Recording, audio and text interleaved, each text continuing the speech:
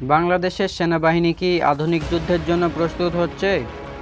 সাম্প্রতিক সময়ে আমাদের দেশে এসেছে তুর্কির রকেট সিস্টেম, চীনের এয়ার ডিফেন্স এবং চোখ ধাঁধানো ড্রোন প্রযুক্তি। আজকের ভিডিওতে আমরা জানব বাংলাদেশ কিভাবে আধুনিকায়নের পথে এগিয়ে যাচ্ছে, নতুন অস্ত্র, চুক্তি আর ভবিষ্যৎ পরিকল্পনা সহ।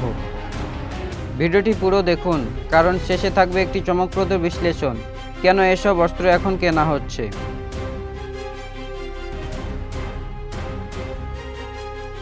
সেনাবাহিনীতে নতুন রকেট সিস্টেম।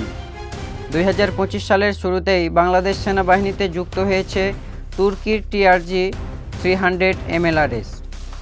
এই মাল্টিপল লঞ্চার সিস্টেমগুলো একসাথে বহু রকেট ছুটতে সক্ষম, যেগুলোর রেঞ্জ প্রায় 70 থেকে 120 কিলোমিটার। এগুলো ব্যাটলফিল্ড এ ধ্বংসের ক্ষমতা রাখে, বিশেষ করে সীমান্ত বা পাহাড়ি অঞ্চলে।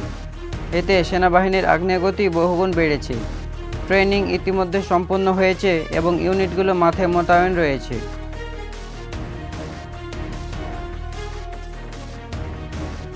হাওয়াইয়াৎসার কামান, নতুন আর্টিলারি শক্তি।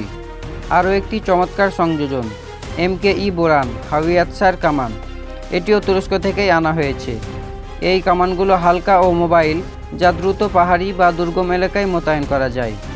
এটি একেবারে 10 থেকে 12 কিলোমিটার গোড়া ছুটতে পারে। বাংলাদেশ 18টি ইউনিট সংগ্রহ করেছে এবং ইতিমধ্যে বিভিন্ন কন্টিনজেন্টে ট্রায়াল শুরু করেছে।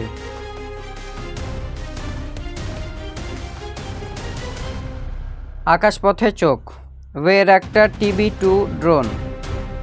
বাংলাদেশ এখন শুধু মাটিতে নয়, আকাশেও নজরদারিতে শক্তিশালী। 2023 সালে আমদানি করা হয়েছে বাইরাক্টার TB2 ড্রোন। এটি বিশ্বের অন্যতম আধুনিক UCV।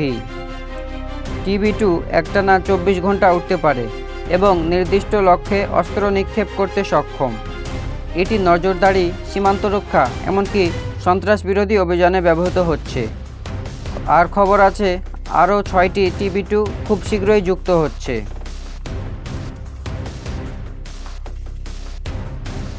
আপনার মতে বাংলাদেশে আরও কোন প্রযুক্তি যুক্ত করা উচিত?